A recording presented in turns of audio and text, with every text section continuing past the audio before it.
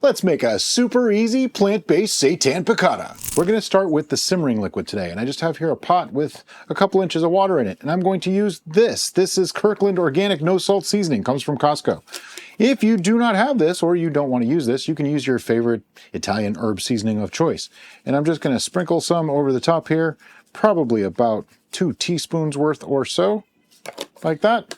I'm going to put that on the stove, bring it up to a simmer. Next, we're going to put together a very simple seitan, and I'm just making enough for 2 with this recipe. So I have a ½ cup of vital wheat gluten, 1 tablespoon of nutritional yeast, 1 tablespoon of chickpea flour. If you don't have chickpea flour, you can just use more nutritional yeast if you want. A ½ tablespoon of chickenless bouillon powder. You can use the better than bouillon if you like, but I'm actually using this one that we found at the Asian market, and it works really, really nicely. 1 teaspoon of dried thyme. Give that a quick mix. We're simulating a chicken-like product here. And then a 1/4 cup of water, and mix that all together. It should make a nice, fairly stiff dough. If it seems just a little bit too dry, feel free to add a little bit more water. Like this time, it just feels a little bit on the dry side. I'm going to add like another tablespoon of water. But you don't want to add too much and make it a soggy, wet mess either. You knew it was coming. The time to use your hands is now. Get in there with your hands. Get all that dry off the sides. Every bit of this needs to be in your seitan. There's no reason to waste any of that. So I'm just kind of rubbing the dough against the side of the bowl just to get everything off. Okay, clean bowl. And now we have our dough. And if you look at this, you can see that it's already kind of forming some strands. It's holding together pretty nicely. I want to give this just a quick knead on the board. Not too much, just a little. It's really more to mix it all thoroughly than it is to knead it. Once you have it where you want it, I'm going to try to tear this in half. You can cut it if you want. My knife is on the other side of the room, so I'm just going to tear it with my hands. And we're going to make 2 cutlets. Now remember, seitan pretty much doubles in size as you cook it. So whatever size you make these, they're going to be larger and they're going to be thicker. So I want to go pretty thin because traditionally piccata was made with flattened out, hammered, beaten down cutlets. So I want to make sure that I simulate that as closely as possible. Plus it helps with the cooking time, makes it cook a little bit faster. An easy way is once you get them about the shape and size you want, put it on the board and press down. It will actually hold. See, I just tore it, so we're just going to push that back together. That's the lovely thing about this. Even if you mess it up, you can still fix it and make something that works perfectly. And it sticks to the board just enough that it doesn't stretch back too much. And I'll just do the same thing with this one. Like I say, this recipe serves 2, but if you wanted to, you can scale this up and make it as large as you want. Because it's myself and Derica, I tend to make one a little bit larger than the other. I tend to eat a little bit more than she does, as I am a larger person than she is. Okay, once that's ready, we're gonna move over to the stove and start cooking them. So I have my cast iron pan heating up on pretty much medium to medium high heat. Going to add in some canola oil, just a couple of tablespoons. It doesn't really stay in the product, but you definitely want some for non-stick purposes. Then our cutlets go in, one at a time. Leave them for about a minute or 2. Once they've been in the pan for a minute or so, something I like to do is get a spatula and get under it, get all around it, and I'm going to flip it. This is an early flip, but I'm going to do it. And there's a good reason. By doing that, see it's starting to brown already, but now I can press it down. Before, it would have just stuck to the spatula, so I like to do it this way. It's already starting to brown. And then press down. What happens is seitan tends to expand as it cooks. So by kind of cooking that one side a little bit, flipping it over, and then pressing down a bit, you keep it more or less condensed, and it doesn't get thicker. Instead, it gets a little bit bigger. So that way you're still getting the size, but it's not so thick and spongy. Now I'll let that cook for about 3 to 5 minutes, and then we'll flip them over. Okay, it's been about maybe 3-4 minutes. And I can see the edges are starting to turn brown, so I want to give this a flip.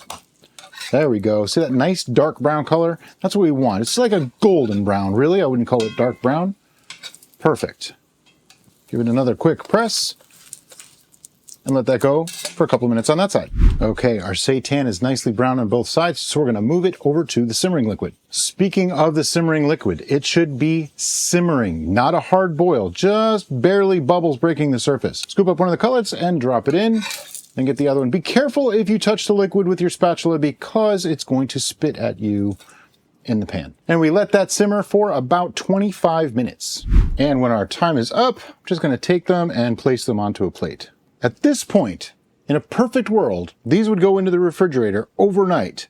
But because I'm making a video and I didn't plan ahead too much, we're just going to forge ahead and use these. But I am going to let them cool for a bit. Okay, let's move on to the next phase, and that's part of the sauce. So for that, I'm going to use half of this wee little bitty onion, and I'm just going to slice it into pretty thin slices. Some people like to mince it for this. I actually like the pieces of onion in there. It doesn't bother me. And then I have, it's supposed to be 2 cloves of garlic, but I have one like larger one medium size, and one tiny one. So I figure that's about 2, right? And I want to mince that.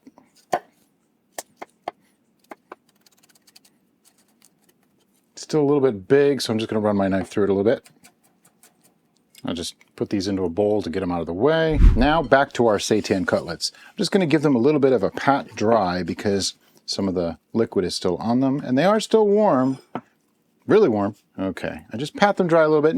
Don't get too fussy about it because the next step is dredging them in flour. So I'm just going to take that, bring it into the flour, kind of press it down into the flour a little bit, move it around.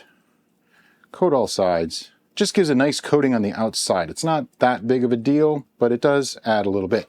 And I'm just gonna put that on a tray. And same for the other one. Now, I know what you're thinking. That's a lot of flour in that pan. You're right. I'm not wasting that. Don't throw it away. We're gonna need it. Just want to get it all off my fingers though. And back to the stove. Back to our cast iron skillet at the stove over medium heat. I'm going to add just a couple tablespoons of olive oil. I did wipe out the previous oil just to get it all out of the pan. And I'm going to add a couple tablespoons of vegan butter. That's for flavor. Once that is melted in the pan, I'm going to start adding our cutlets. I want to hear some sizzle. I didn't really hear much sizzle when I first put them in there, so I raised the heat a little bit. But be careful because vegan butter burns really easily. I'm going to turn that back down to about 5.5 on our stove. What we're looking for is just a little bit of browning on the outside of those cutlets. Generally takes about 3 to 4 minutes per side. All right, it's been a couple minutes. Let's give these a flip. There we go. Just a nice little coating on the outside. Not really crispy, just a nice little coating. We'll just go another couple minutes on this side. At this point, if you wanted to, you should probably get some spaghetti or fettuccine cooking as a nice side dish for this. I love to put piccata sauce right over the pasta as well. All right, a few more minutes have gone by. Time to get these out of the pan and off to the side. If you can get them out of the pan. There we go. To that hot pan, I'm going to add our onions.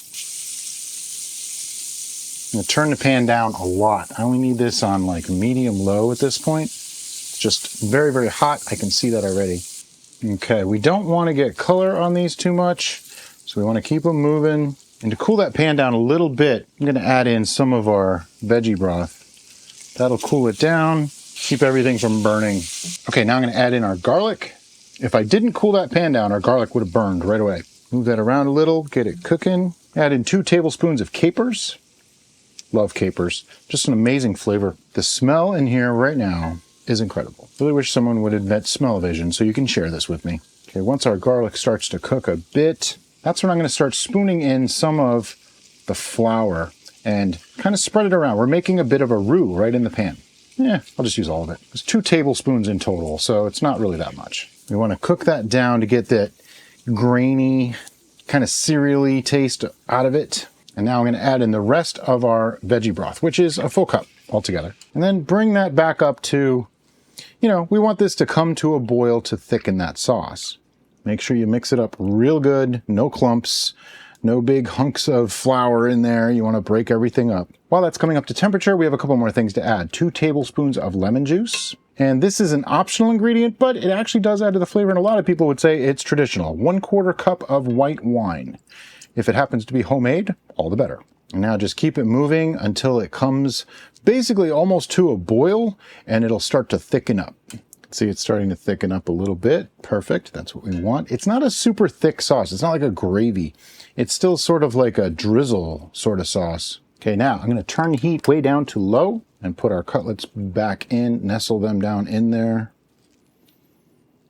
I'm going to let them sit in there for about 10 minutes, let them soak up some of the juices in the gravy. It'll also thicken a little bit more as it cools down, and then we're ready to plate. And of course, no recipe video would be complete without a tasting, so brought Derica in. Let's see how it is. The texture on this is actually really, really nice. I'm getting some sauce on mine. I don't know about her. And I'm getting it in my mouth, I swear. That's like spot on. There's a little bit of the butter flavor. The lemony wine sauce is just wonderful, though. Really amazing. There's something magical about combining lemon, wine, and capers.